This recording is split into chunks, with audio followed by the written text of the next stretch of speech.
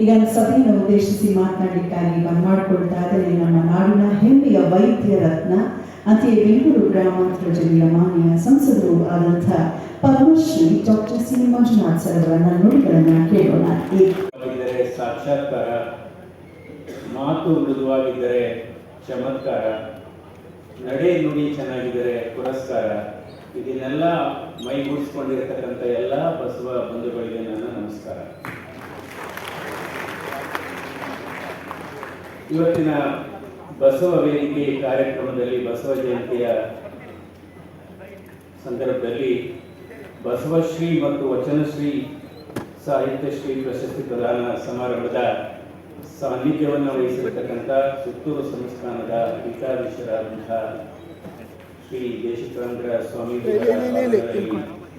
ಗೌರವವಾದ ನಮಸ್ಕಾರವನ್ನು ಸಲ್ಲಿಸುತ್ತಾ, ಈ ಕಾರ್ಯಕ್ರಮದ ಅಧ್ಯಕ್ಷತೆಯನ್ನು ವಹಿಸಿರತಕ್ಕಂಥ ಮಾಜಿ ಮುಖ್ಯಮಂತ್ರಿಗಳು ಹಾಗೂ ಹಾಲಿ ಲೋಕಸಭಾ ಸದಸ್ಯರಾದ ಆತ್ಮೀಯರಾದಂಥ ಬಸವರಾಜ ಬೊಮ್ಮಾಯಿ ಅವರೇ, ಹಾಗೂ ಕರ್ನಾಟಕ ಸರ್ಕಾರದ ಹಿರಿಯ ಸಚಿವರು ಮತ್ತು ಆತ್ಮೀಯರಾದಂಥ ಎಚ್ ಕೆ ಪಾಟೀಲ್ ಅವರೇ, ಹಾಗೂ ನಮ್ಮನ್ನೆಲ್ಲ ಉದ್ದೇಶಿಸಿ ನಿರ್ಗಮಿಸಿದ ಕೇಂದ್ರ ಸಚಿವರಾದಂಥ ಸೋಮಣ್ಣ ಅವರೇ, ಸೋಮಶೇಖರ್ ಅವರೇ, ಶರತ್ಶೀಲ್ ಅವರೇ, ಮತ್ತು ಇವತ್ತು ವಚನಶ್ರೀ ಪ್ರಶಸ್ತಿಗೆ ಭಾಜನರಾದಂಥ ಆತ್ಮೀಯರಾದಂಥ ಗುರುರಾಜ್ ಕರ್ವಿ ಅವರೇ, ಹಾಗೂ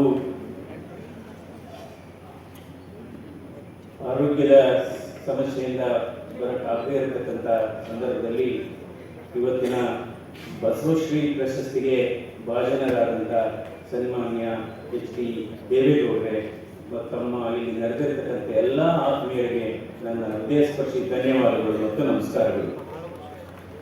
ಇವತ್ತು ಇಬ್ಬರು ಮಹಾ ವ್ಯಕ್ತಿಗಳಿಗೆ ಈ ವೇದಿಕೆಯ ಮೂಲಕ ಪ್ರಶಸ್ತಿಯನ್ನು ಕೊಡಲಾಗಿದೆ. ಸನ್ಮಾನ್ಯ ಮಾಜಿ ಪ್ರಧಾನಮಂತ್ರಿಗಳಾದಂಥ ಎಚ್ ಡಿ ದೇವೇಗೌಡರು ಹಾಗೂ ಗುರುರಾಜ್ ಕರ್ವಿ ಅವರು ಇಬ್ಬರೂ ಕೂಡ ಕಾಯಕದ ಮೂಲಕ ದೇವರನ್ನ ಕಂಡವರು ಅಂತ ನನ್ನ ಭಾವನೆ. ಕಾಯಕದ ಮೂಲಕ ದೇವರನ್ನ ಕಂಡವರು.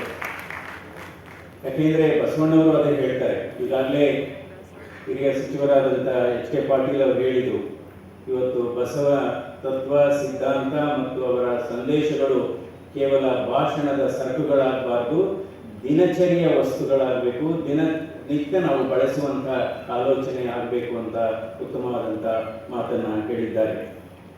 ಯಾಕೆಂದರೆ ಇವತ್ತು ಕಾಲ ಬದಲಾಗಿದೆ. ಕಾಲ ಬದಲಾಗಿದೆಯಾ ಅಥವಾ ಜನ ಬದಲಾಗಿದ್ದಾರಾ?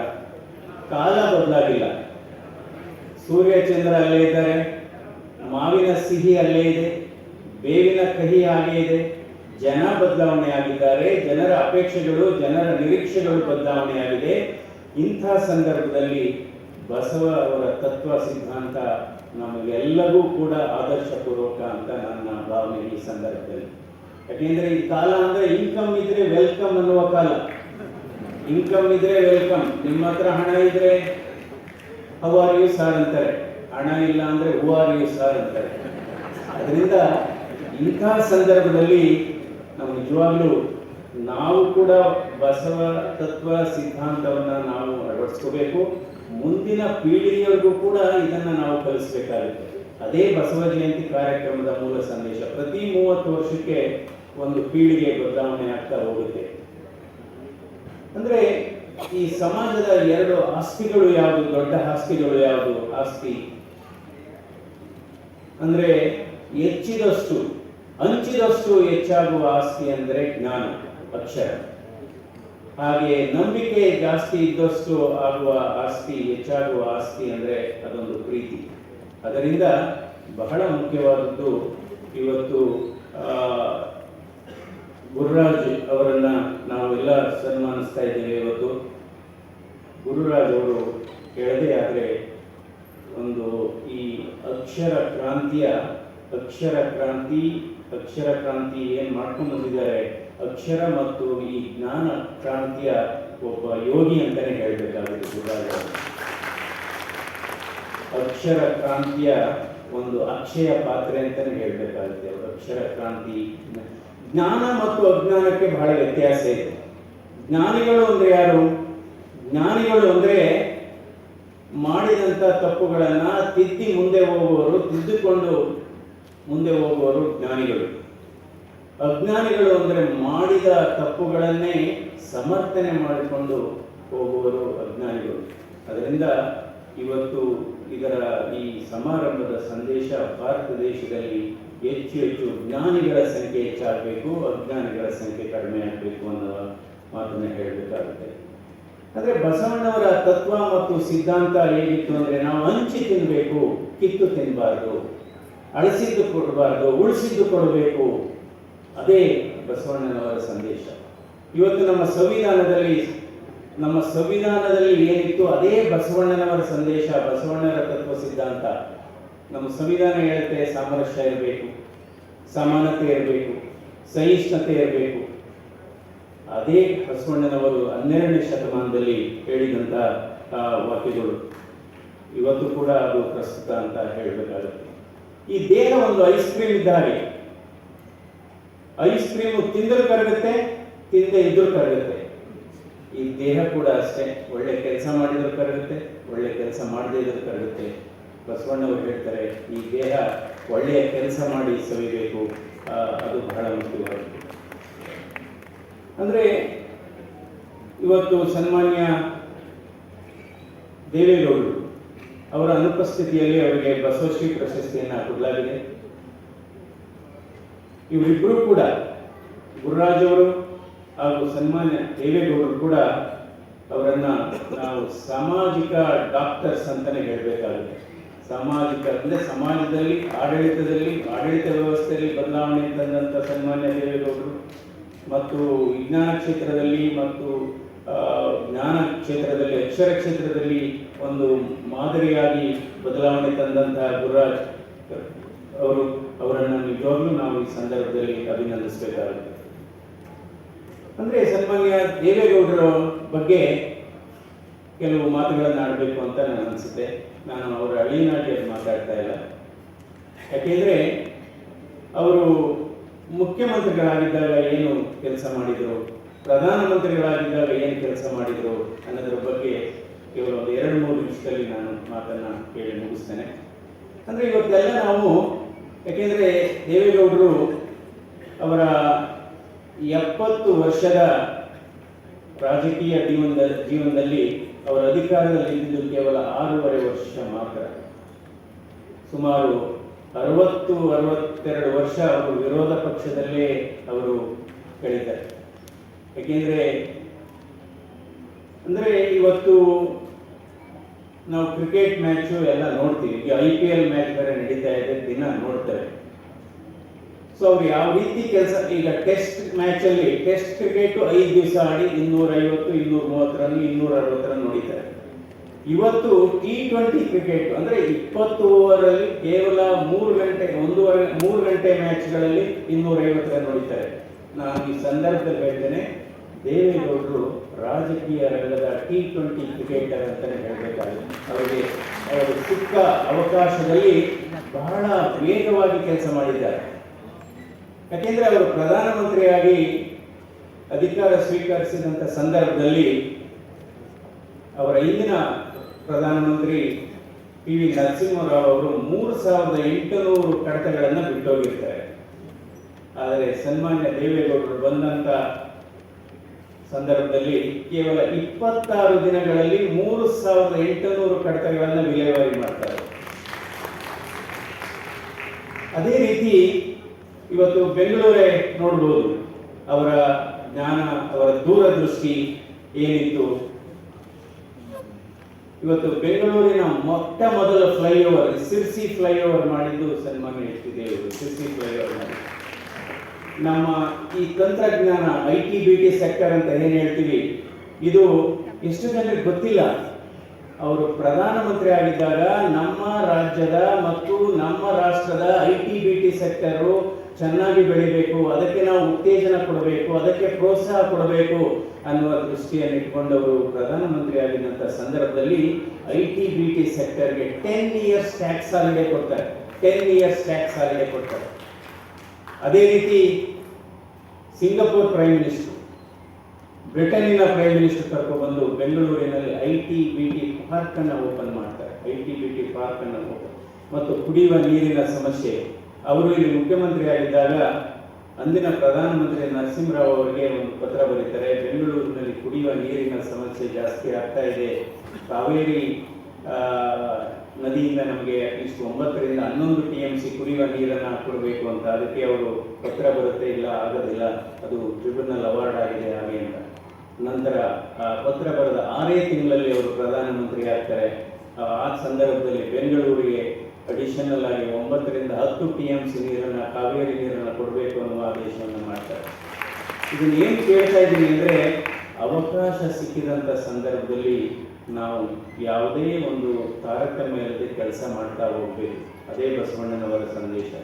ಯಾಕೆಂದರೆ ಇವತ್ತು ಕರ್ನಾಟಕದಲ್ಲಿ ನೋಡ್ಬೋದು, ಯಾಕೆಂದರೆ ನೀರಾವರಿ ಬಗ್ಗೆ ಹೇಳೋದಾದರೆ, ಅವರು ಪ್ರಧಾನಮಂತ್ರಿ ಆದಾಗ ಒಂದು ಆಕ್ಸಲರೇಟೆಡ್ ಇರಿಗೇಷನ್ ಸ್ಕೀಮ್ ಅನ್ನು ಹುಟ್ಟಾಕ್ತಾರೆ.